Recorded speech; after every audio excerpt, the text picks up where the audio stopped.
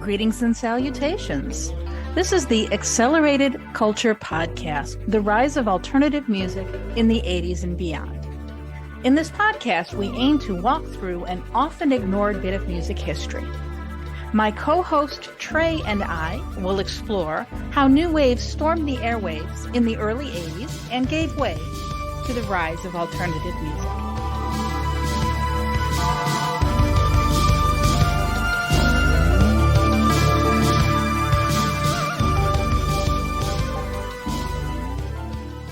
Hello, and welcome to another episode of Accelerated Culture. I'm Laurie. And I'm Trey. And Trey, how are you feeling after our first episode? I'm feeling good. I felt like probably I sounded a little clumsy on that one, but I'm feeling good about this one. I'm feeling good about this one too.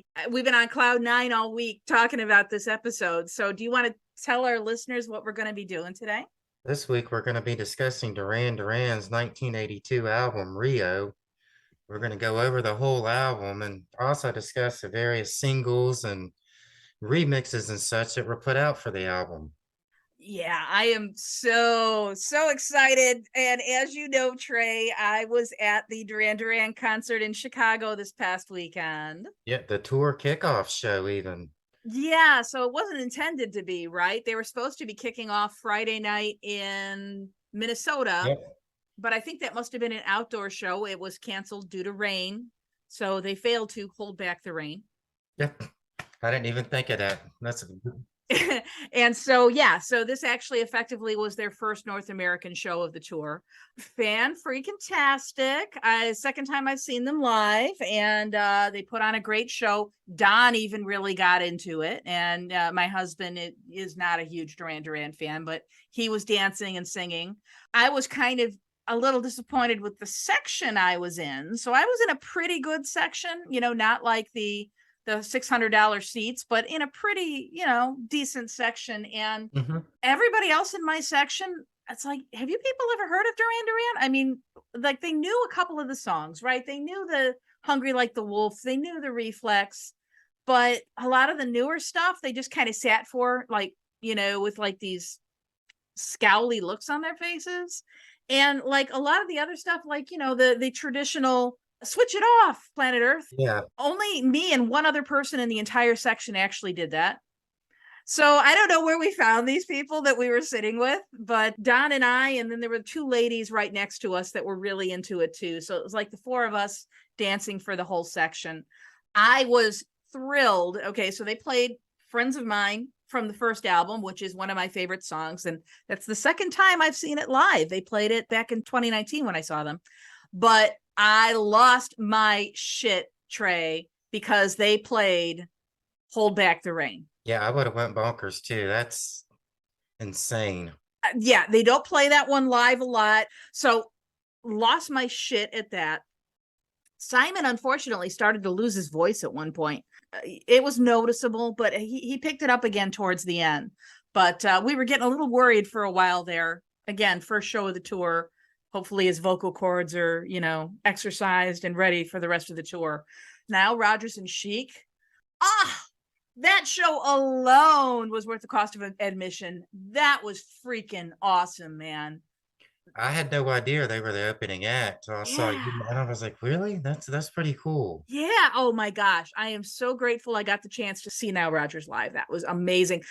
Very surprised though that they didn't bring Nile on for a couple songs with Duran Duran, because as you know, he not only produced a number of their albums, but played guitar on a number of their songs. So that's kind of a missed opportunity. But, then again, I guess he'd already done his job for the night, right? So why make him come out and do it again, I guess, huh? So, as you mentioned today on social media, you realized that this is the 40th anniversary of the Rio album. It's a little hard to believe, but yes, it is. And this is also the year that Duran Duran are being inducted into the Rock and Roll Hall of Fame. So that's definitely appropriate. Yes. Oh, yeah, they are. Completely forgot about that. Yeah, that's going to be in November. I wonder what they'll play at that. I don't know, but both Andy and Warren Cucurullo are included in the inductees. So that should be Interesting. I don't know if they're both going to show up. Not to veer off of the main subject, but I thought they weren't real happy with each other anymore. No, they really aren't. So hopefully they can set aside their differences for something so important, right? Yeah, let's hope so. All right, so let's get started. Let's talk about Rio. So, our last episode, we did a mixtape-ish episode for 1982. And so, Trey, you and I were talking and we realized, well, Rio came out in 1982. So before we move forward to 83, we said, hey, let's talk about this, because for you and me both, this was just such an important album in our lives, right?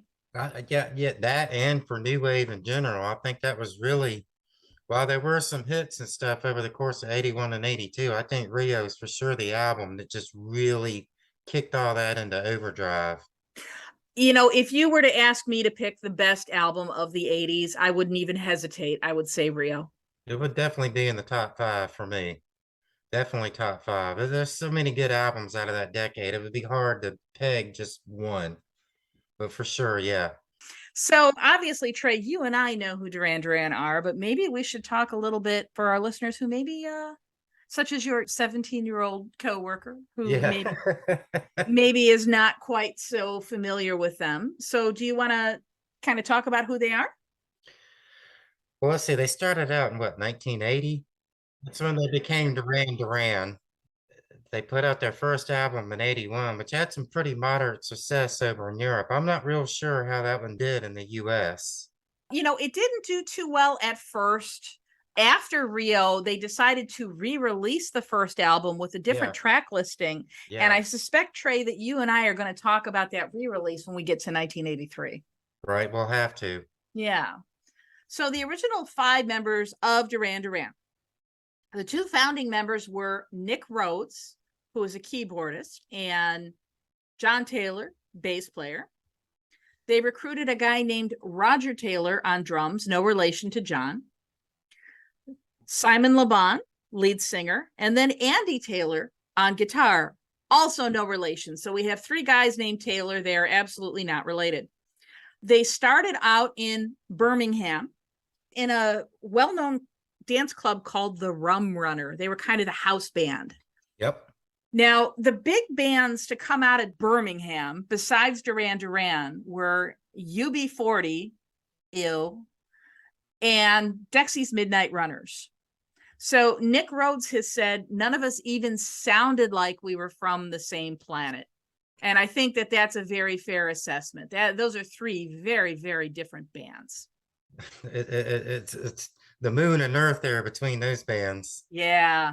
So as you mentioned, Trey, they had come out with their first album in 1981. Yes. They toured it, and they did tour the United States, and then went immediately to recording their second album, which became Rio. I only found over the course of the past week that the first Rio single came out in November of 81. And that was My Own Way, wasn't it? Yes, it was. Oh, and we're going to talk about that too, because there's several different versions of My Own Way. So the album title Rio, it was inspired by the excitement that the band felt after their first trip to the Americas in 1981. They'd never left England before, and now they're this band touring the globe. And John Taylor had said, Rio to me was shorthand for the truly foreign, the exotic, a cornucopia of earthly delights, a party that would never stop. And there was also an underlying theme of Carnival in Brazil. Yep. Which would become an important part of the album's sound and visuals. In reference to that, when I first saw the Save a Prayer videos and all, I thought they were filmed in Central America due to the Rio theme of the album. And I had no idea. What was it? It was Sri Lanka. I had no idea. And we'll talk about that too, for sure. The videos were such a huge part of Rio. Duran Duran was, I think, one of the first bands to really kind of marry these 2 media. They were. Yeah, video and audio, and really kind of present the full picture. Speaking of media, I really do want to talk about the cover artwork, which, Trey, I see you are wearing your Rio shirt. Yes, I am. that's part of the album is that iconic cover. You can't not mention that. You know, when you're talking about the album, that just it draws you in. And do you know anything about that artist? Very little. I read up on him last night, and apparently he died in 1984, which I wasn't aware of. Yeah, yeah. So Patrick Nagel is the artist's name. Hmm. He was known primarily for illustrations in Playboy magazine. Yep. And he has a very distinctive style. If you walk into like an antique shop or something, at least me, I can pick out a Patrick Nagel print a mile away because he has such an iconic style. I feel kind of weird saying this, but I think it's important. The cover of the album Rio really influenced my idea of beauty. Looking at her, though, right? Very pale skin, very dark hair, kind of chiseled features. To me, that is beauty. And you know, at a young age, 8 years old, looking at this and thinking, just wow, this is the most beautiful woman I've ever seen. My first husband actually was a big fan of Patrick Nagel and had a lot of Nagel prints, not just the Rio cover, but a few other ones. And there was one, it's in a similar style. It's called Sunglasses, and it was hanging over our couch. I've seen that one. I love that one. Well, one day some friends came over with their little boy, and their little boy had to be like 3 or 4. And, you know, kids that age, they're honest, right? They will tell you exactly what they're thinking. And he looked at that picture and he says to me, "Is that you, Laurie?" Wow. And oh my gosh, I tell you, at that moment, I could have cried. It was, that was like the biggest compliment that anybody had ever Yeah. paid me. Tell me, hey, this Nagel picture, that looks like you. So, yeah, that album cover really influenced my idea of beauty and femininity. All right, so Trey, I know you mentioned you've really spent like the last week or so immersing yourself Yes. in the different album releases. I don't know where to begin with it all. Probably about June of 82, my aunt gave me a cassette copy of Rio, and that's my first time hearing it. And like we just mentioned, that cover art was unreal. You know, it just drew you in, and it's just like, wow, what is this? It wasn't until later in the year when they reissued Rio in the US with the alternate mixes of the songs. And I had bought some of the singles and started realizing what on earth, there's so many versions of all these songs. Mm-hmm. Different mixes, different, you know, well, they were calling them the night versions, some of them, and some of them are just called remixes, you know, standard remix. Right. And I'm still, you know, over the course of the past week, I've found out that different countries had different, still to this day, have different versions of the albums, and it's mind blowing. You know, it is really hard to keep track of. Right. So Rio was first released on May 10th, 1982 in the UK. In the USA, it was released on Harvest Records, Hmm. which at the time I think was best known for acts like Bob Seger, for like, you know, the traditional kind of album oriented rock. And I don't think they knew how to promote Duran Duran. So right away, the album went to #2 on the charts in the UK, but it didn't do very well in the USA. Right. So they brought in producer David Kirschenbaum to remix many of the tracks. Now, he had previously remixed a couple of their tracks. You mentioned like the night versions and such. The night versions were just like their 12-inch singles, their extended dance versions, right? Yeah. And they had put out an EP called Carnival. Speaking of that carnival theme. I purchased a copy of that, and I late found out this week that I actually had the Dutch pressing of it. You know, never knew that back then. And it's interesting to me that there are all these different pressings and remixes, because that almost seems peculiar to us in 2022 when everything kind of is, you know, a global market and digital versions and e-commerce and stuff, right? Right, right. But anyway, after Kirschenbaum remixed Carnival, they decided that they were going to bring him in to remix the Rio tracks for the American audience. And he really did, on most of the songs, change the balance of the instruments. Like on some of them, if you listen to the UK release, the electronic drums are very prominent. And on the US Kirschenbaum remixes, it's kind of, they're a little bit further down in the mix. Andy's guitars, I think, in some places are a little more prominent. They are for sure. And that was all mixed in mind with, what American audiences were Right. listening to and expecting at that time. If you turned on the radio in 82, it was a lot of guitar and more traditional drums, not so much electronic. So Capitol Records re-released the new mixes in the USA as Rio, and that did it. The re-release reached number 6 on the Billboard 200 album chart in the US on March 12th, 1983, and remained on the chart for 129 weeks. The Recording Industry Association of America certified it as gold on March 1st, 1983, and platinum on April 26th, 1983. And it's now considered double platinum. So remember, gold is 500,000 copies. Platinum is 1 million copies. So it has sold 2 million copies to date, actually, probably much more by now. That's the version that I had, Trey, the US re-release with the Kirschenbaum remixes. That's the one that I grew up loving and wore out my vinyl. And so as an adult, when I purchased the digital download, I did a double take. I was listening to some of these songs and I said, this isn't what I remember. Not even just the balance of the instruments, although that's true in some places, but in some places, even the words were different. Yeah. And I thought, my gosh, am I losing my mind? But then when they re-released the special edition back in, boy, I want to say it was like 2009-ish, and they put the American mixes on there, and I'm like, okay, good. Now I'm not crazy. It is very different. And of course, I prefer the versions on the American. I do too. Yeah. 100%. Better version of the album for sure.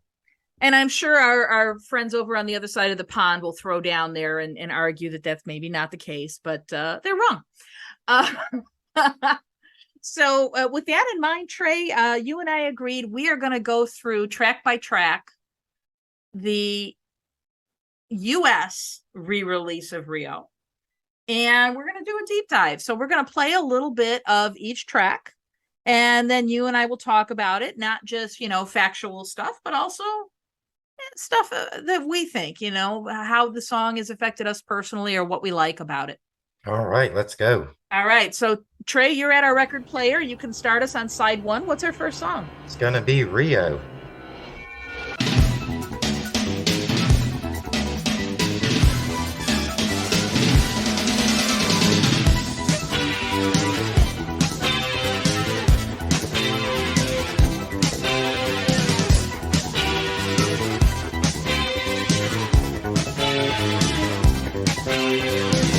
Moving on the floor now, babe, you're a bird of paradise. Cherry ice cream smile, I suppose it's very nice. With a step to your left and a flick to the right, you catch that mirror way out west. You know you're something special and you look like you're the best.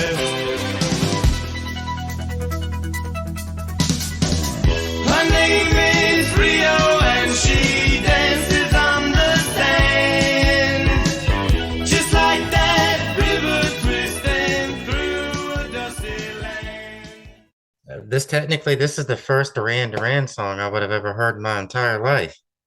Because my aunt gave me a copy of the tape and I threw it in my little boombox and off I went. I thought it was great. That I don't know what you call it, that synth intro was just amazing. I know you've been immersing yourself in watching documentaries and such. Did you catch the story about what that sound effect is at the beginning? I did not, actually, oddly. They had a baby grand piano in the studio, and Nick opened up the piano and he threw a bunch of metal rods down on top of the strings. Okay. And he said, okay, well, that was kind of interesting, but let's run it backwards. So instead of the initial kind of bang and then fading out, then it's doing the other where it's gradually building up. And then you get this kind of tension in the beginning, which I think was really, really cool. Yeah. There's so many amazing changes in that song. Just the intro, and then it kind of, the verse parts, and then the chorus sections just they're almost so much happier and cheerier than the other parts of the song. It just goes to show you how amazing and tight of a band Duran Duran really is, which I don't think a lot of people realize. I agree with you. I think a lot of people don't realize that. I think there are people that were very quick to write them off as like a mass-produced boy band, you know, much in the way like New Kids on the Block were. Mhm. Obviously, that was a little bit later, but they really weren't. These guys were the real thing. They wrote their own songs, Yep. and they performed everything with their own instruments. I love John Taylor's bass line on this. It was definitely inspired by Bernard Edwards of Chic, and I know John was a big fan of Chic. John Taylor's probably the best bass player on the entire planet. That guy is amazing. How he does some of the stuff he does with just his fingers is mind blowing. Oh my! I mean, he is it's nuts. Did you happen to watch during COVID lockdown? He was doing the Bass Love. What was it called? I want to say it was like Bass Love God, but it was like tutorials on how he played the different songs. I did catch a few of those. That was very cool of him to do. Yeah, they were really cool. I used to really look forward to those. I'm kind of sorry that he stopped doing it. Yeah. So the song itself was inspired by the band's 1981 tour in America, except for the first line. Now, that first line, moving on the floor now, babe, you're a bird of paradise. Hmm. Simon actually wrote that about a waitress in Birmingham. Really? Yeah. So he said in an interview, the song started off with a girl from Birmingham, but it became about the entire United States, from mountains in the north down to the Rio Grande. So it's really kind of a love song to America, which I think is really cool because they'd never experienced anything like it. They'd never left England before. That's pretty amazing. Yeah. So, you know, another interesting thing about this song is that sax solo. Hmm. So that was completely improvised by a guy named Andy Hamilton. Yep. And he had never even heard the song before. He said he just played the first thing that popped into his head. Isn't that amazing? Yes, and he ended up becoming a member of the touring band, didn't he? Watching some footage from Saturday night, and at some point there's a guy out there with a sax. Was that him? It may have been. You know, I'm afraid I wasn't paying attention when they introduced him. I can't. I'm so bad. I'm so bad. That's all right. Let's talk about the video, Trey, because for me, that was, I think, my first exposure to this particular song. As we talked in the last episode, I did not have MTV in my area. But you have seen the video. Oh, well, I would just wanted to say it was more than a year into my Duran Duran fandom, well into 83, before I ever saw a video by him. So that's interesting. So then what did you think, having listened to this album for a few years and then finally seeing the album visual? I thought it was great. Yeah. There was a girl that I was in school with, and she had that long form video they had put out, and she loaned it to me, and it just blew me out of the water. Nice. It had all the White Album videos and all the Rio videos on it, correct? I believe so. I remember renting it. I think it did. Yeah. So the video was shot in Antigua, and 4 of the 5 band members were actually on vacation, everybody except Andy. And they got a call from Russell Mulcahy, who was the video director, that said, hey, guys, don't leave.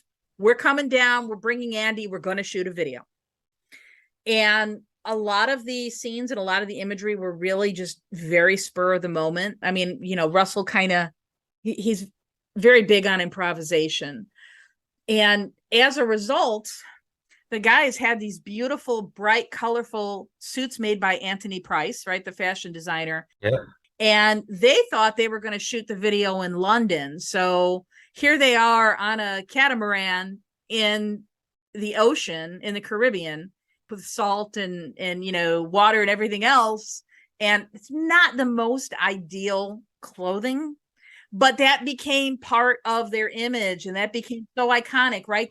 That scene where Simon is sitting on the bow of the boat, and you know, the boat's just kind of, that's Rio. It's color. It's beautiful. Rio, the gal Rio, is played by a model named Rima Ruspoli, and all the guys are trying to impress Rio, but every one of them is in an embarrassing situation, which is something that you wouldn't want to happen in front of a girl, right? Yep. like Simon slipping and falling on the dock. You got Andy I think it was Andy got caught in a net. It is. Roger getting his toe pinched by a Yep. crab, right? I mean, even Nick trying to pour a drink on the boat and just, It's wobbling. yes. So it's humorous, it's not super, super serious, and it's a lot of fun. And did you realize that we also had in that video an attempted murder? No, I did not. Do tell. I maybe murder is too strong a word, but if you read Andy Taylor's biography, Wild Boy, there's a scene where John basically just shoves Andy off of the side of the boat. Oh, wow. Yeah. Andy did not know that was coming. And he ended up in the water, and they had to stop the boat, and they had to go back and fish him out of the water. So yeah, we've got the bass player attempting to kill the guitarist. Maybe that was a sign of things to come in the future. Yeah, maybe. But it plays beautifully on camera. It just looks like, more having fun out in the Caribbean, right? Yeah. I'd be terrified to death of being in that water that deep with, Oh yeah, and that suit had to be ruined too. Poor guy. Yeah. That was a very visual description of that song and video. That's excellent. Good. Thank you.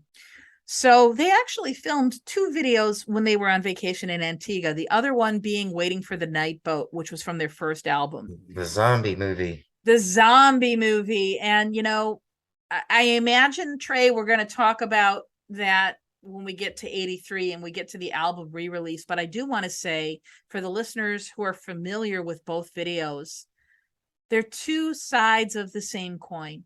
Rio with the boat during the day. Oh, yeah. And then the night boat at night with the zombies. I love the juxtaposition there. I love the contrast. I think they almost need to be seen as a package, I think, to get the full effect. I think all these videos that, you watch that long form video, it's just an amazing watch. Yeah. Well, for some reason, I don't think Waiting for the Night Boat has ever been released on DVD or on Blu-ray. At least I haven't been able to find it. I mean, I've got most of their videos on DVD or Blu-ray, but that one I haven't been able to find. All right. So next on the album, following Rio, and Rio, oh my gosh, really sets the tone for the whole album. Right. Next on the album was My Own Way, which when I was a kid was probably my favorite track on the album. Let's listen.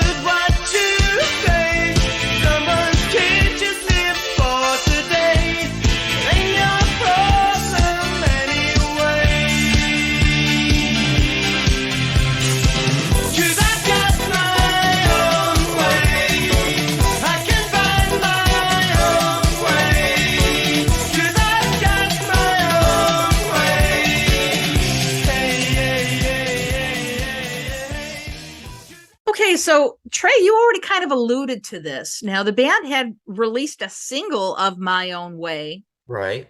In, I think, November of 81. November 16th, 1981. Oh, look at you. All right. And there's a video that accompanies it. Which I don't know if I've ever actually seen that, and I should have watched it in the past week, and I didn't. That's okay. The single version, reportedly, the band has even kind of disowned it.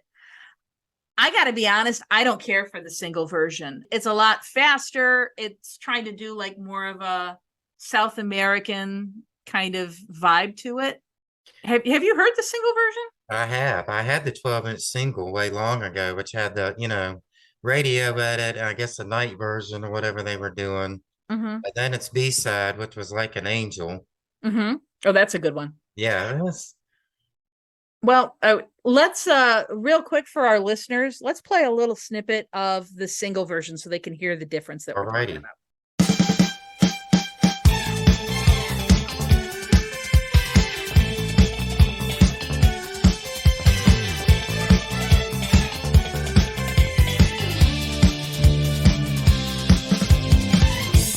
Saw you at the Irish yesterday.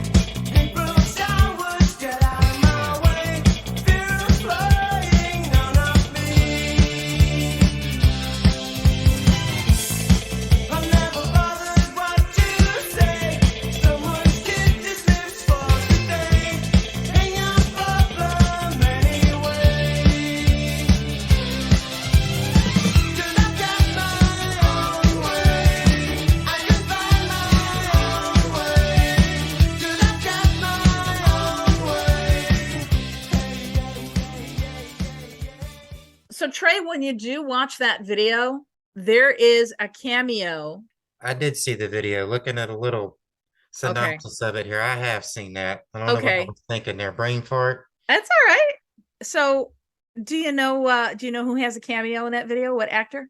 I sure don't. Do you remember Adrian Paul from the TV series The Highlander? Really? Yeah, he's the guy with the cloak, the bullfighting cloak. Oh wow. Okay, I had no Mm. idea. Yeah. So my own way, this was the one for me that the US version was so different from the UK version. Even the words were different. Leaps and bounds.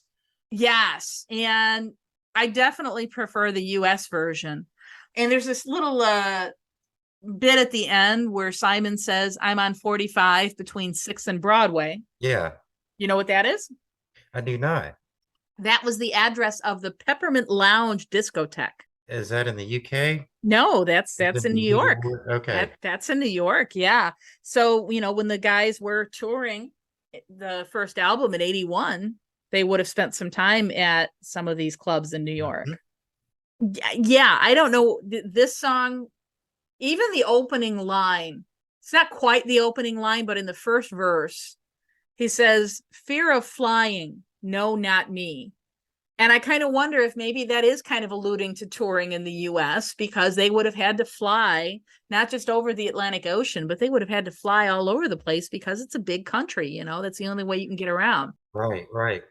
But I still have a soft spot for this particular song. You got any thoughts about My Own Way? It definitely, took a bit of a darker step for the second track on the album to me. The tone of the song is a little bit darker than the song Rio was for me.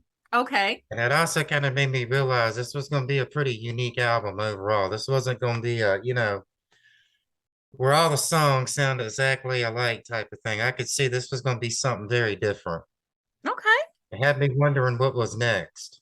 Well, speaking of a darker tone, Trey, what is next? Next is going to be Lonely in Your Nightmare, which is one of my favorite songs off of the entire album.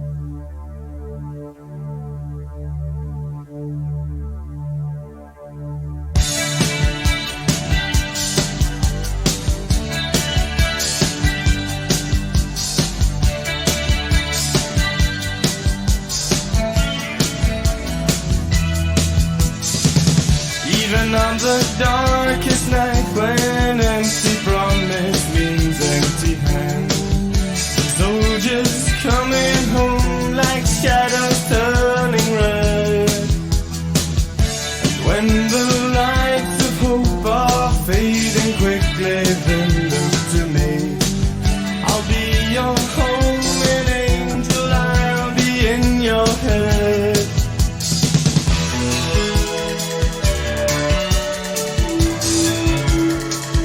Because you're lonely in your nightmare, let me in. And there's heat beneath your window, let me in.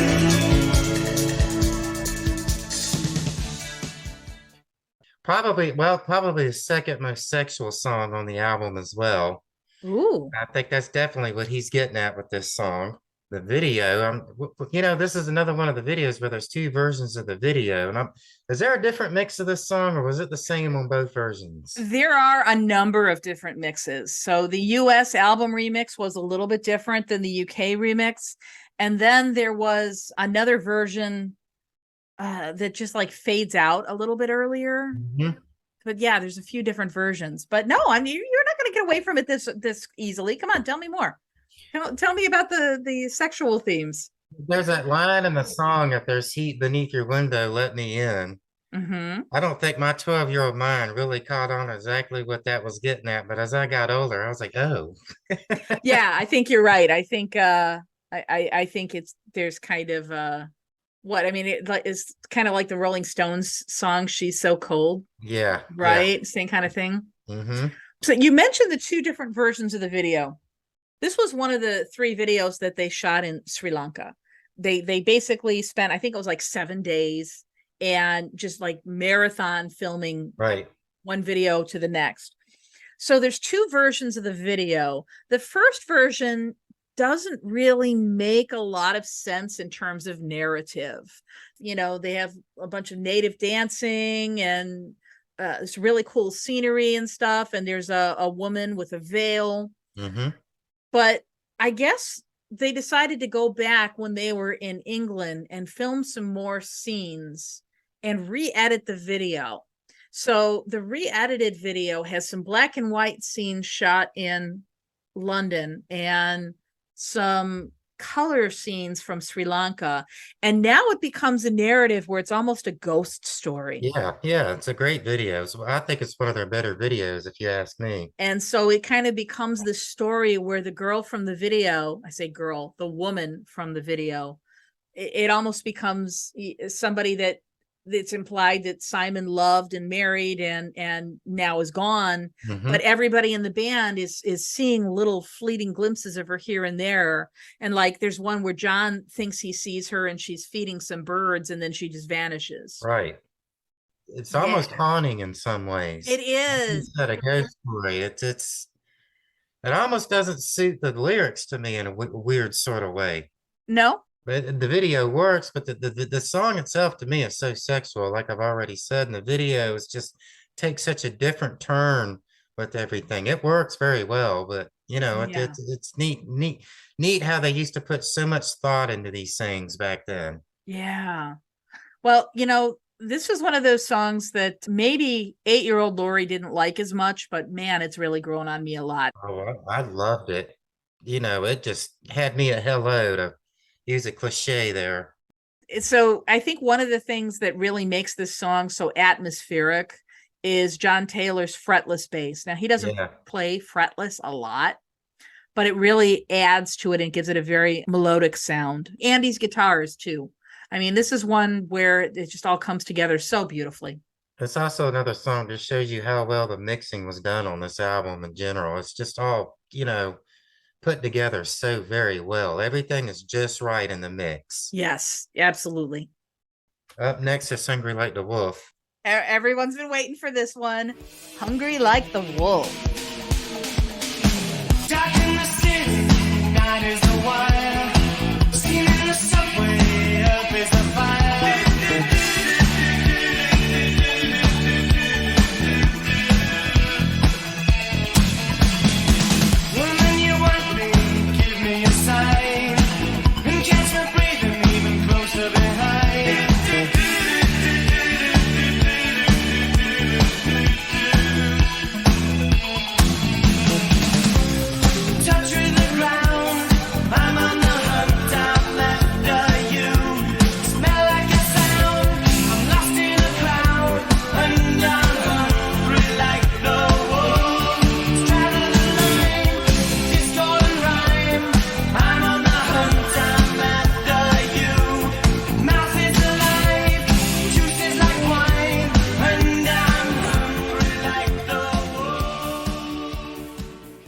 Okay, so there was the first US release, which was the same as the British release, which didn't do well, right?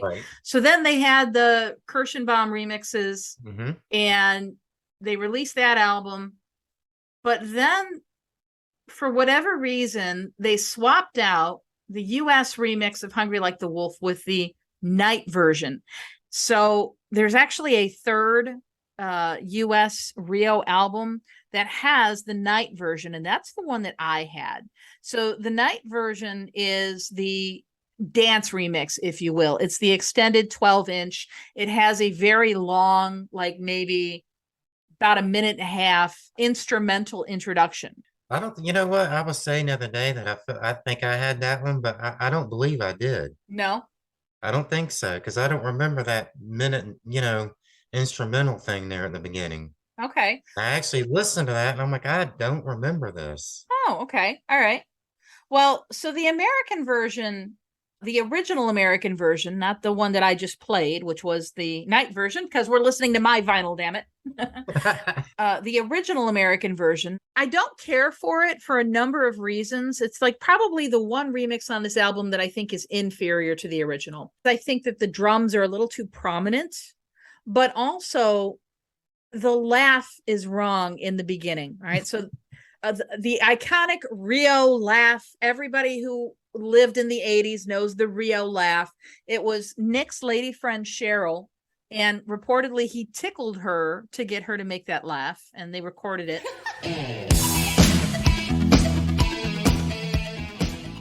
In the original recording and the one that is used in the video, it's like, haha, right? Mm-hmm. But in the American original re-release, that laugh is prolonged and it doesn't sound right to me. I'm just going to play that little snippet here. All right.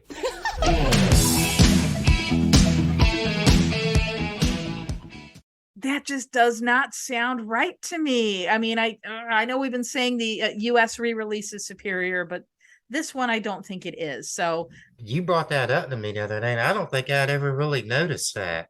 If I had, I don't recall. So, Hungry Like the Wolf, before you get to your opinion, Trey, because I know you have one.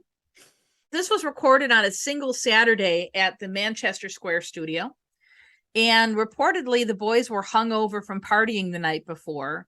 And Nick and Simon in particular felt really, really guilty because they were partying and not working. So they dragged themselves into the studio and decided to see what they could come up with.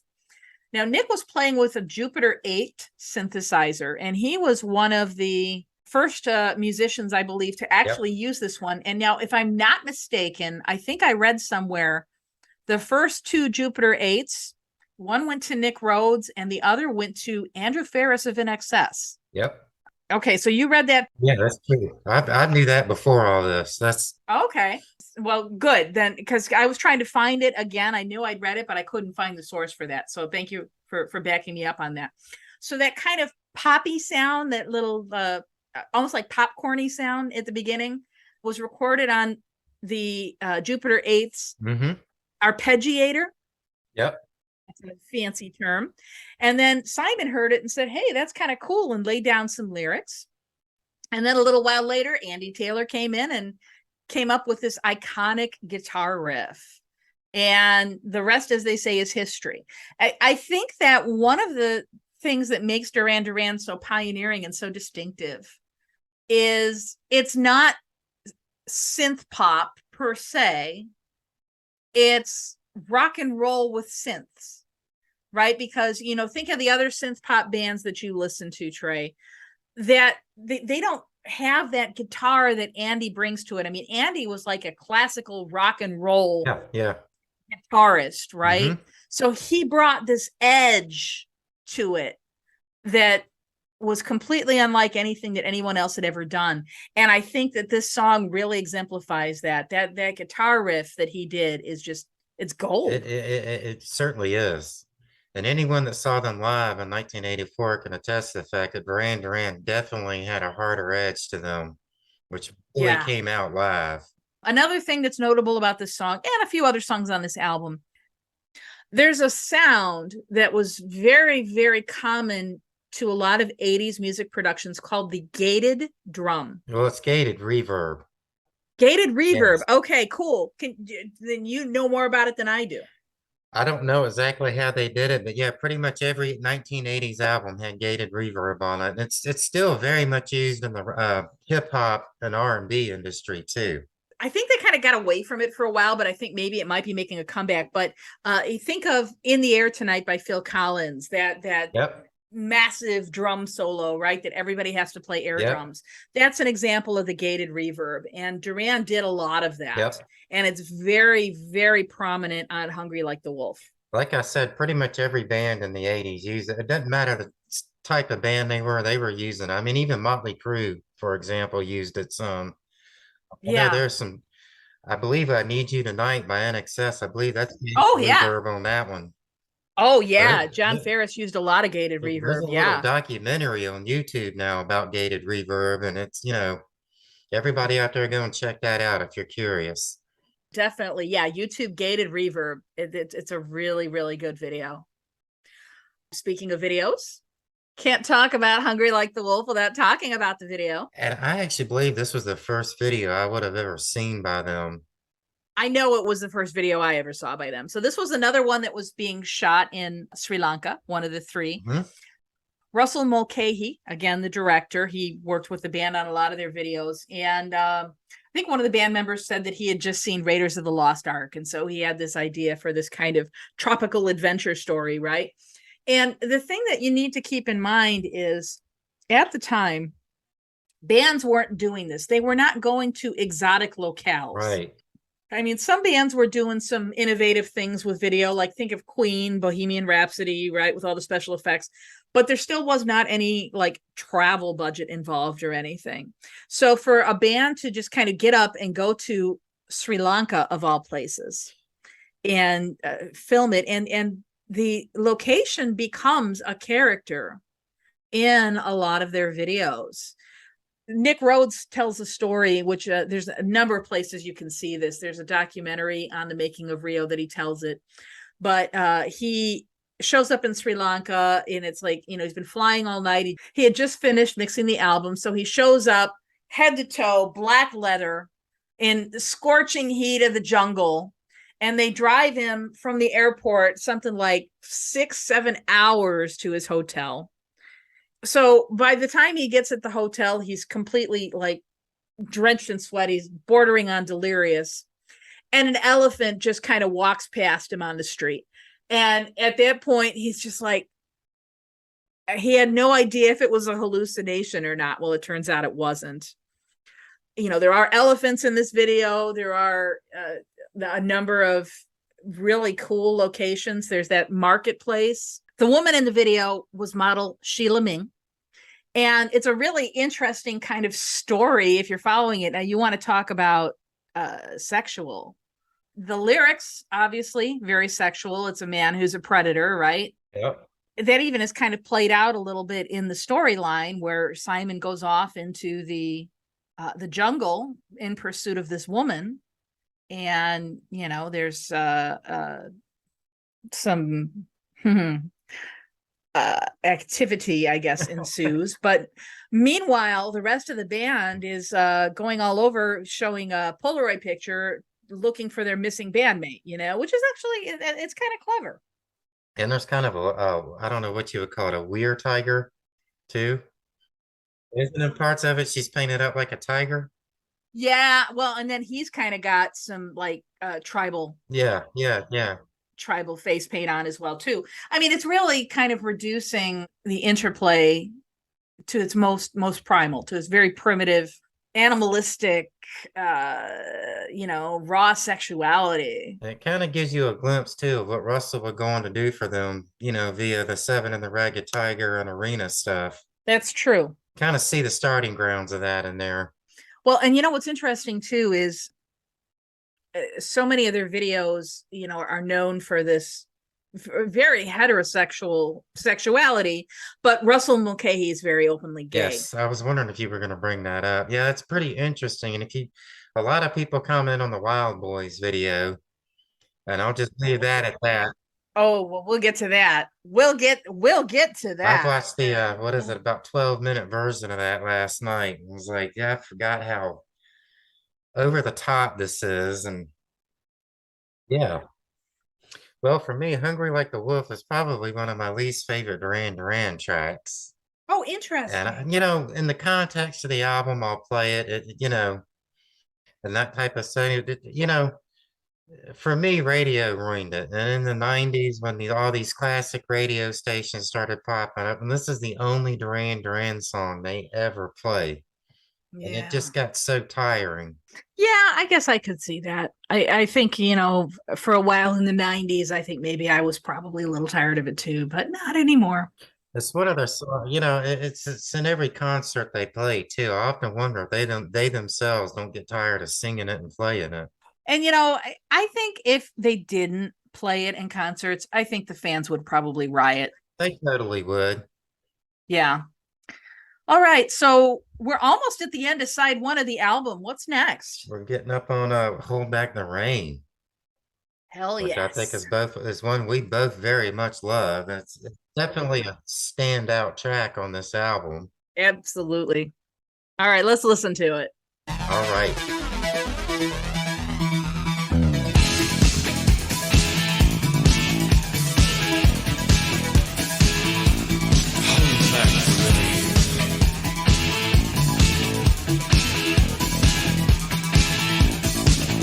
We're miles away from nowhere, and the wind doesn't have a name.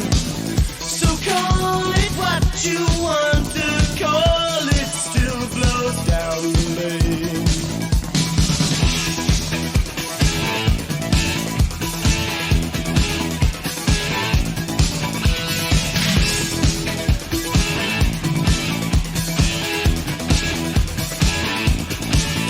People tell me I haven't changed at all, but I don't feel the same. And I bet you've had that feeling too. You can't laugh all the time. And if the fires burn out, there's only fire to blame. No time for worry, 'cause we're on the road again.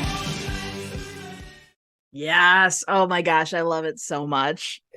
It just drives so hard. That bass line is unbelievable.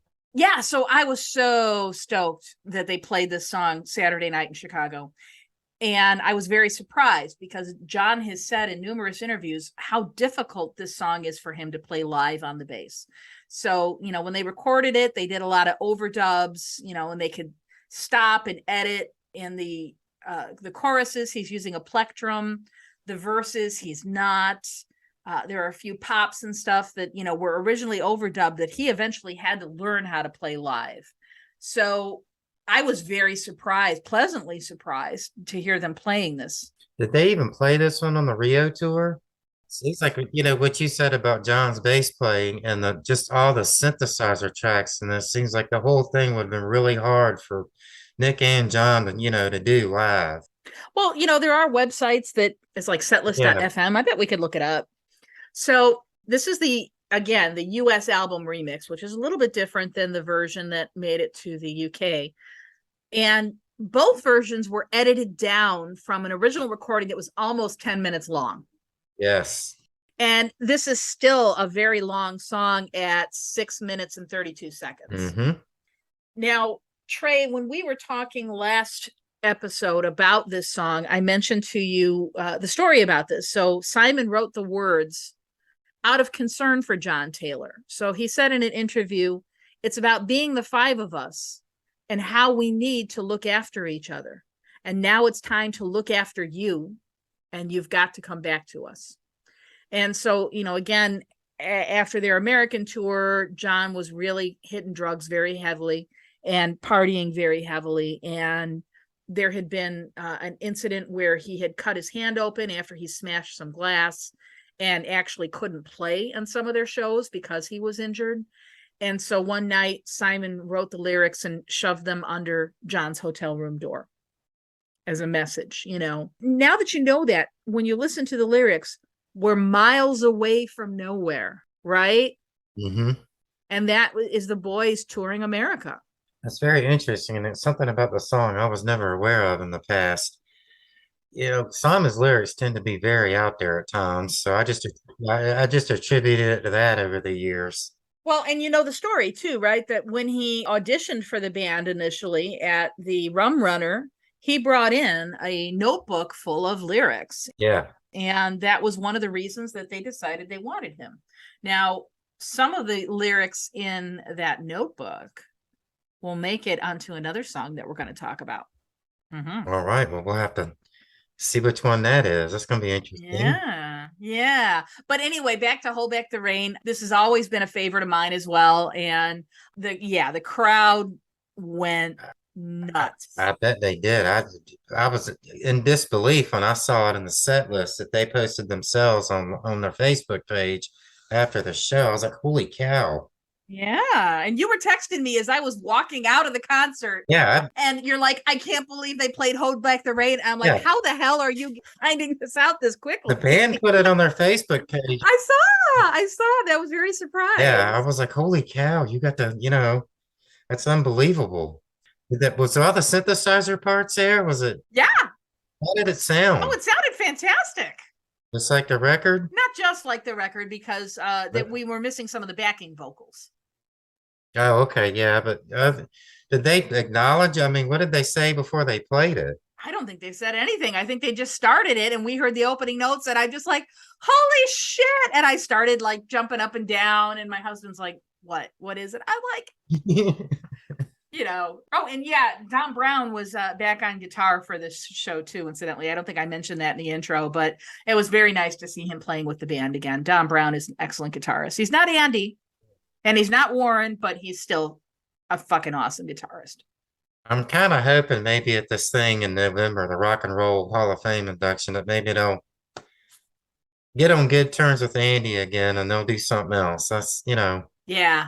I'm definitely a fan of Andy's. I know that's sort of causes some friction between Duran Duran fans, either pro Andy or anti Andy. All right. So Trey, now I'm going to flip my album over. And the first song on side 2 is called New Religion.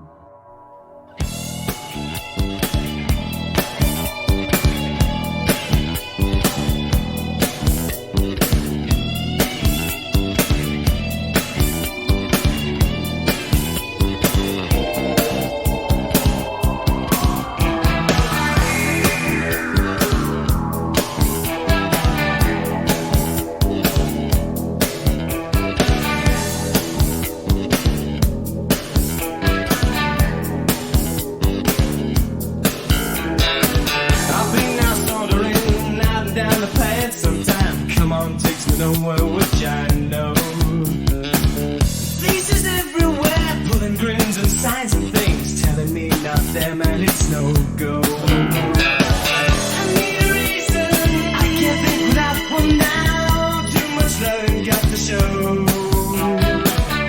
Call it treason, maybe that you don't know how. Too many things, too much to know.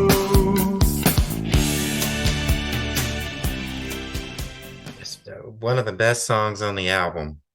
Absolutely. Side 2 of this album is so distinctly different than side 1. Well, it's interesting that you should mention that because they didn't make any changes on side 2 for the US release. Right. Because most people tend to only play the first side of an album. Is that right? That's why sometimes there's, 2 or 3 hits on side 1 and then the other hit is in the middle of side 2. Think back on it for a second. Okay. Back in the era when we were playing cassettes or records, that was a thing. Okay. Well, while we're talking about this, the order of these songs, the sequence is just perfect. The way that the energy carries, it starts off very, up tempo, and here we're starting to get a little bit more mellow, a little bit more, I don't want to necessarily use the word somber, but darker, definitely. And oh man, New Religion though. Duran Duran for me was my new religion. For all of us, everybody that was listening to this album at that point in time, this is exactly what it was. Yeah. So I guess the band had cut a demo of the song in August of 1981 at EMI in London's Manchester Square. It's really interesting to me. A lot of times bands hit what we call the sophomore slump, right? where they put out a strong first album because they've spent years putting material together. And then when the second album comes, they don't have as much. That didn't happen with Duran Duran. They already had a bunch of really strong demos and really strong songs. Right. Before they ever got to Rio. So, I mean, they just completely outdid themselves. I think the thing that helped them is that the first album, it sold, but it wasn't, it didn't go through the charts or anything. So they didn't have that pressure on them to just, try and repeat the performance of the first album.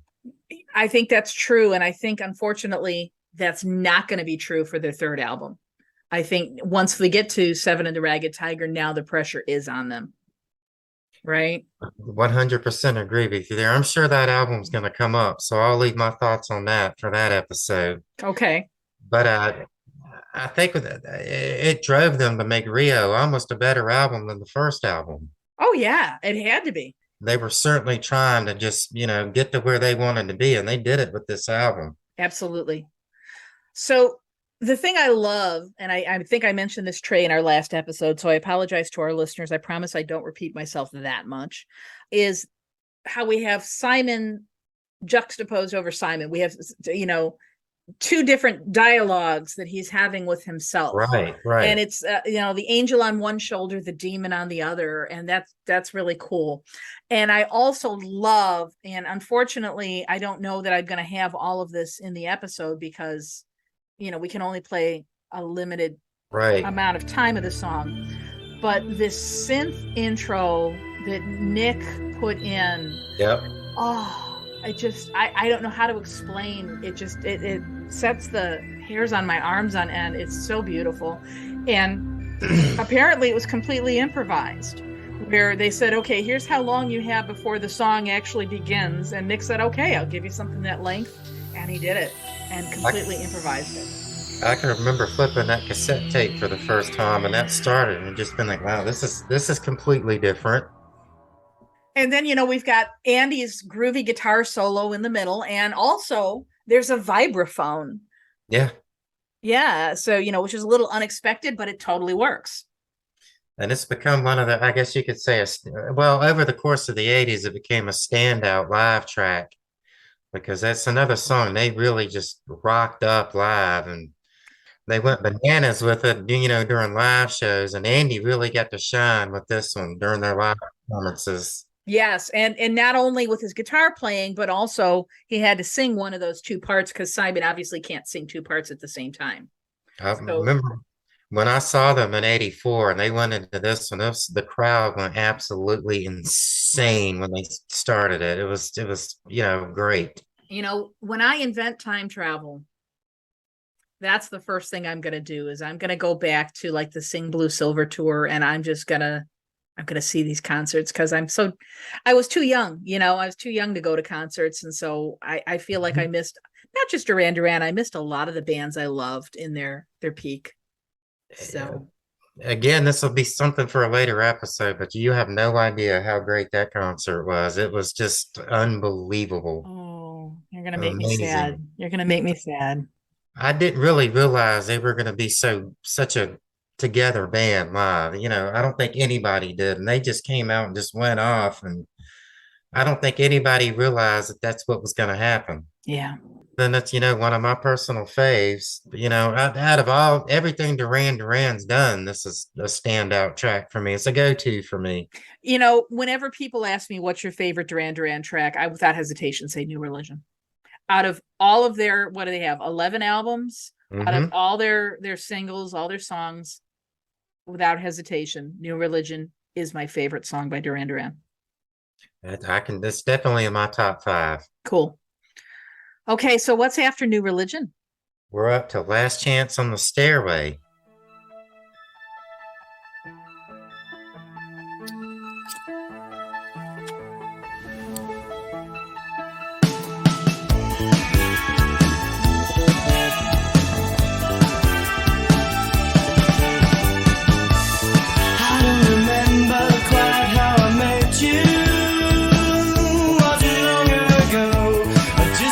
Picture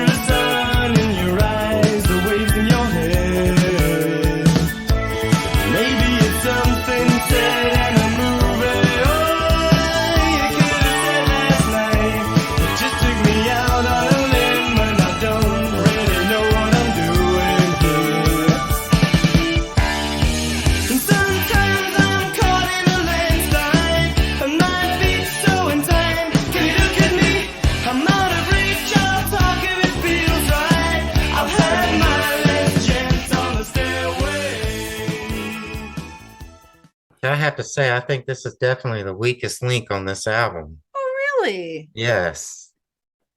Well, that's interesting. I was happy when they released this new book, the 33 and a third series about Rio, Mhm. because I'd always thought it sounded like a cigarette lighter at the beginning of this song. And in the 33 and a third book, they confirmed that it's actually Nick striking a match and lighting a cigarette, followed by clinking wine glasses with Simon saying cheers. Oh, interesting. I think it totally doesn't sound like that's what it would be. Yeah, well, it did sound like it to me. I thought it was a lighter, but that's matches. So this song actually is another one that they had worked out prior to Rio. They were already playing a version of it on their Careless Memories tour in 1981, but I understand that it sounded very different at the time. So it's kind of evolved over the years. I actually like that version better, to be honest with you. I don't know if I've heard it. Is it on any of the special edition albums, or is it just I'll send you a link when we get done recording. It's on a bunch of bootleg recordings of live shows from that tour. okay? I gotta tell you, I actually really like this song. Really? Well, for me, it reminds me of summer, and maybe because that's when I would have been listening to this. It's just it immediately elevates my mood. It just kind of takes me somewhere, it takes me back in time. I love the lyrics. I mean, any song lyric where they mention Voltaire is okay in my book. I mean, maybe that's just me being, professorial again. I also kind of dig the marimba in the bridge. Take it you don't. I was gonna say that's what just it seems out of place. It never sat right with me. That marimba solo there in the middle. It just I was like, what in the world did they do that for? All right. Well, I guess we agree to a disagree there. Yeah, well, of course we can. Okay. I think also this it just doesn't fit the side B of the album to me. Okay. All the other songs are, well, with the exception of Save a Prayer, a little out there. And this one just kind of, it doesn't suit that tone. Which I guess in some ways, Save a Prayer is somewhat of a dark song in and of itself, though it maybe doesn't come off sounding that way. But we'll get to that when we get to that song. Well, that's next. All right. Yes, indeed it is. Maybe we should just lead right into that one then.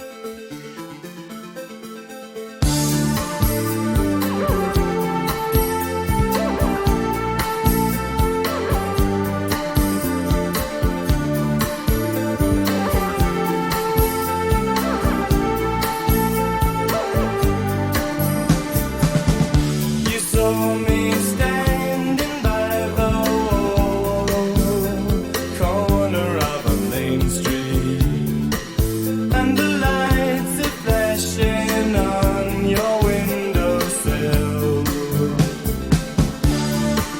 All alone ain't much fun, so you're looking for the thrill, and you know just what it takes and where to go. Don't say a prayer for me now. Save it till the morning after. No, don't say a prayer for me now. Save it till the morning after. Save a Prayer is actually another fan favorite from the Rio album. I think it's something I don't think they've ever played a live show without playing this one, have they? I don't know. It's amazing live. Oh my Yes. gosh. But it's such a beautiful song. And again, you talk about the kind of underlying sexual theme. Yes. And he isn't even shy about it. Some people Mhm. call it a one night stand, Yep. but we can call it paradise. Which again, in my 12, it just went right over my head when I was 12. I had no idea what on earth he was talking about. This song is so beautiful, right? We've got the beautiful sparkling acoustic guitar that Andy's playing there. I mean, Mhm. you almost miss it. You really have to listen. You have to do a very immersive listen to catch it. Yes. The bass was recorded over 2 tracks to kind of create a little bit of a phased effect.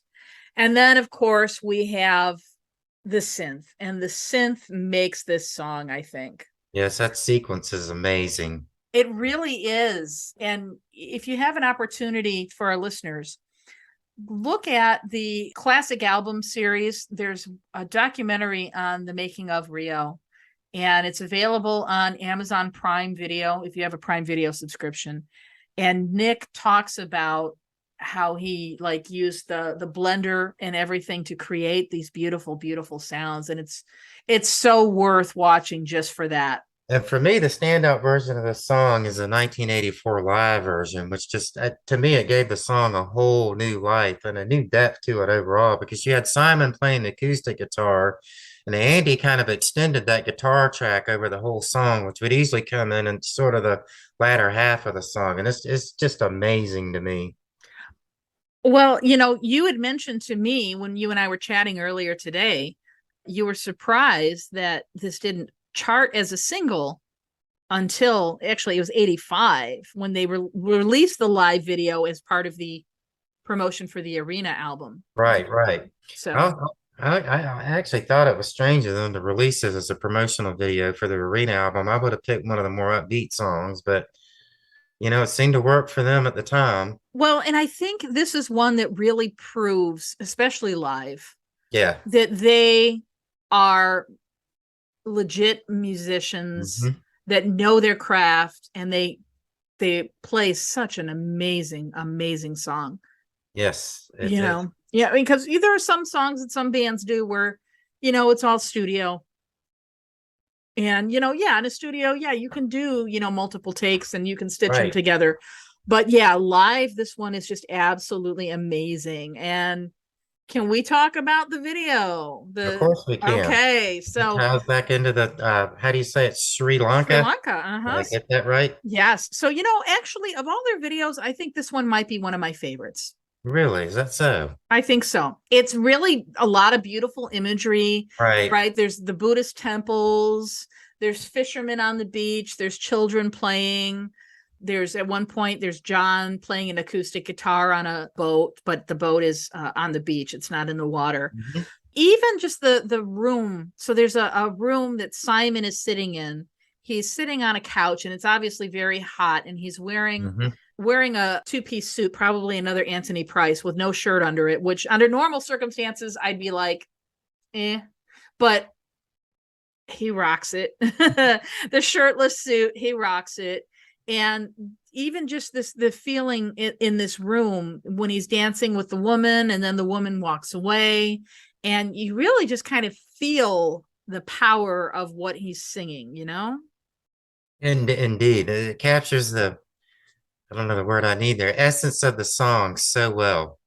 And then there's a few other things, when they were shooting the video, like there's one scene where I guess they had to bring Simon and Nick onto a mountaintop. There was like a really ancient Buddhist temple that the only way to get in was by helicopter.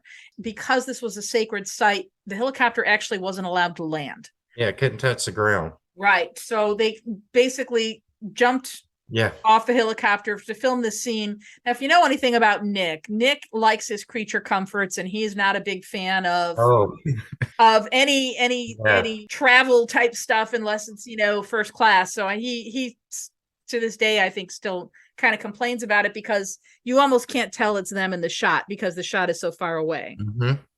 There was also, I guess they were filming some scenes in this Buddhist temple, a different Buddhist temple, all 5 of them, and they had to be barefoot, which is a sign of respect. But it was so hot that the boys were getting blisters on their feet, and they were cursing Russell Mulcahy because it was they're walking on hot bricks.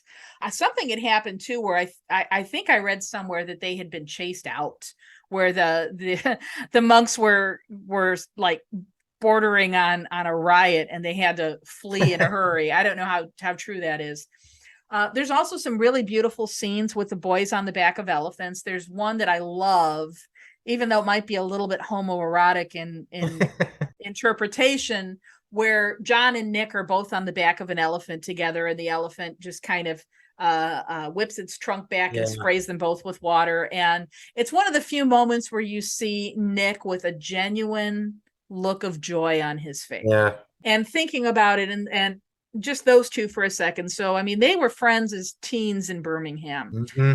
long before anybody had conceived of this band, and just kind of thinking how far that these two kids came together Yeah. from, Nick's bedroom listening to records and trying to apply eyeliner to other side of the globe, on the back of an elephant. Shooting a video, gotta be an amazing feeling. Yes. And then that Andy Taylor also, speaking of elephants, Yep. contracted a tropical virus. I guess he fell into water that was contaminated with elephant feces. So what is it with Andy and water in this album, right? So first he's nearly killed, Who knows? knocking him off the boat, and now there's water, and he contracts a tropical virus and ends up, not immediately, but a few weeks later, he ended up hospitalized and actually may have been very close to death. I mean, he might be exaggerating that, but something tells me maybe not. I remember seeing there was, I guess it was in Rolling Stone magazine. Remember how they used to do those little blurbs at the front? I remember seeing one of those about that, being like, wow. Yeah. Anything else on Save a Prayer? I think we've covered it all for that one. I think that is probably the most iconic Duran Duran song. Duran Duran earlier today had posted on their social media, they said, what 3 songs would you play, to exemplify Duran Duran's career? I don't remember exactly how they phrased it. Something like that. Save a Prayer, absolutely, positively. Yeah, that's definitely one of them. Such a great song. It really is. Okay, so we're coming up on the end of the album. What's next? And this next song is sort of a, I guess you could say, a fan fave. And it is a Chauffeur, which is, this is one of Duran Duran's most mysterious songs. Mm. And it has one of the more interesting videos they ever made to go along with it, though it was not a single. Should we just go ahead and play a bit of it? Let's do it. All right.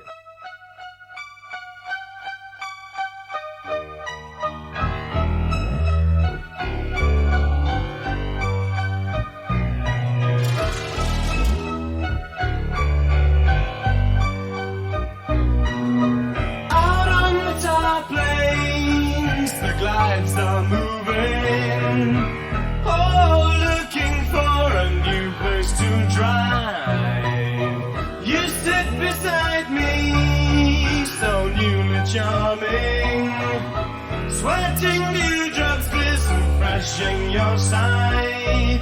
And the sun drips down, bedding heavy behind the front of your dress, all shadowy lined. And the droning engine throbs in time with your beating heart.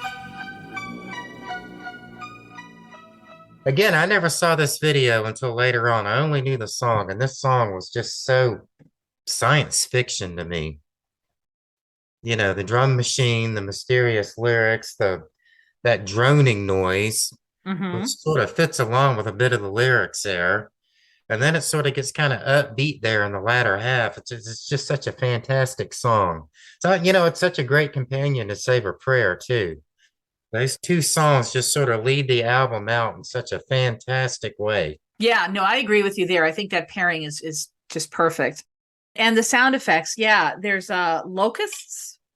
Is that what those are? Yeah, and then there's another place where there's ice cubes dropping into a glass of water and crackling. Mm-hmm. The lyrics actually, we talk about Simon's kind of obtuse lyrics. Well, this is pretty obtuse, but the lyrics were written in Simon's notebook before he ever met the band. Right. And so then they set him to music. And originally, I think this was not supposed to be all synth. And I guess there was one day where Simon and Nick were in the studio and they were kind of working on different songs. And so they'd be switching rooms, and Nick would be laying down a synth track and then go off to the other room. Simon would come in, lay down a vocal, go off into the other room. The song evolved into something very different than what it originally was supposed to be. The interesting thing about it is the only instrument that is not synth is the ocarina, which I guess Simon discovered in producer Colin Thurston's desk and decided to play it. And that is the only live instrument on this song. And for years I thought it was just a synthesizer. I didn't realize he actually played that. But I say he actually played it live. Yes, he does. Which that's when I was like, oh, yeah, that's actually I didn't know what an ocarina was at that point in time, but I was like, oh, Mm, see a little. I thought it was like a harmonica. I don't know. okay. I was well, almost 14, so I mean, where would you have encountered one before? but this is yeah, exactly. So the video, which you mentioned, was directed by a filmmaker from Birmingham named Ian Eames, Mm-hmm. and it stars Perry Lister, who's Billy Idol's girlfriend at the time. yeah, she was one of the Blitz kids from Mhm. the Blitz Club in England, and yeah, I think she still is. Aren't she and Billy still together after all these years? I think they've had a very off and on relationship. I believe they're Hmm. still in contact. I know they have a child together. Yeah. Well, Perry Lister is probably best known for Billy Idol's White Wedding video. Yeah. She's also in the Wild Boys video for Duran Duran. Is she? I never knew that. Where's Yeah. she at in there? I'd have to go back and look at it again, but she's showing her boobs. I mean, Like I just mentioned, I watched that video last night. I don't remember seeing any boobs. I'll have to. we'll have to go back and look at it again, but I know she is in it. So we mentioned that this is all synth except for the ocarina. Right. The band actually later did an acoustic version Yep. that ends up as a B-side, and that acoustic version, oddly enough, is the only Duran Duran song that Nick Rhodes does not play on. Really? Yes. I never really thought about that. There's no synth in it. So now here's my controversial opinion. And I remember I alluded to this. You and I were chatting and you were telling me, oh, this one is, Hungry Like the Wolf, I think is overplayed. I said, well, wait till you hear what I think is overplayed. And I got to say, and I know I'm going to get hate mail for this, acpodcast@hotmail.com if you want to send me hate mail. But I think that this one is overplayed. I'm just amazed to hear you were the first long time true Duran Duran fan I've ever heard say that. Might have fault you for it, but Okay. Well, good. I mean, I think it is great for what it is. And it really pioneered the use of a lot of these sound effects and different synth layers. And I really appreciate it for that. And it is a very nice kind of moody piece, but I'll be honest, I'm really going to get hate mail for this. I like the acoustic version better. See, I don't care for that one at all. It just completely takes what makes a song great out of it, and it's so plain that way, which I guess is what they were going for.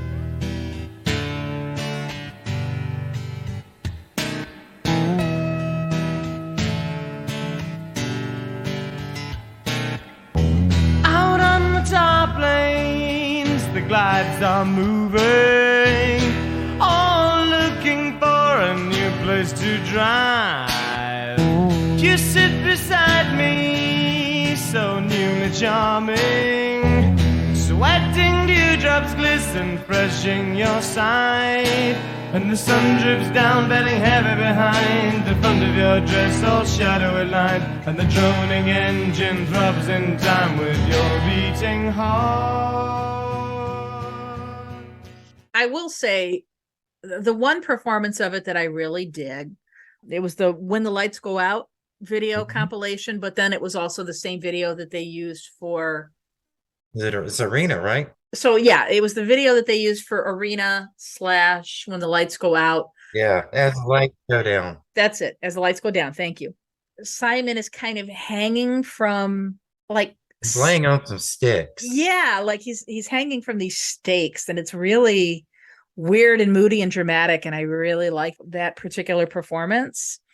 It's a great track to end the album with. I think there's not a weak track on this album. Every single track out of these 9 tracks is amazing. They're all very good songs. There's nothing that I would omit. But if you were to hold a gun to my head and say one of these 9 have to go, I'd choose the Chauffeur. I'm sorry. Oh, it'd be Last Chance on the Stairway for me. So I just don't see this. It's such a fantastic ending to the album, and It is. It's unlike anything else on the album, too. That's a great thing about it. Just takes such a sudden, odd turn there. And I mean, don't get me wrong, all right? When I'm saying that this is my least favorite track of the 9, they're all right, right. sensational Yeah. tracks. And I mean, I will take that over at Red Carpet Massacre or Pop Trash any day. Oh, yeah, for sure. Okay. But just of the 9, that's my least favorite. That's all I'm saying there. I'm not saying it's bad. It's not. It's amazing. I'm with you on all. I get what you're saying. All right. I had one more thing I'd like to say about the chauffeur there. For those of you that saw them live in '84, they played The Seventh Stranger, which is one of the standout tracks on Seven and the Ragged Tiger for me. Then they went right into the chauffeur, which was, they added more to it live, drums and guitars, and it was just mind blowing. But then they would go into Save a Prayer. And a lot of people, those 3 songs in that live setting, it just worked so well. It's one of the best parts of the entire concert for me. And that drum beat was just booming through the arena. You could feel it in your chest when the show first starts. It was just unreal, and that droning noise Yeah. when it kicked in, it was just like holy shit. That's so cool. It was amazing, and the lights and everything they had going with it. It was like wow. That's cool. I felt like I was in the future, in a science fiction movie when they started that. But so yes, what should we talk about next? Well, have we decided what we're going to do for the next episode? Are we going to do Shabu Shaba? I think we probably should. I'm excited about that one too. It's another fantastic and life-changing album for me. So Okay.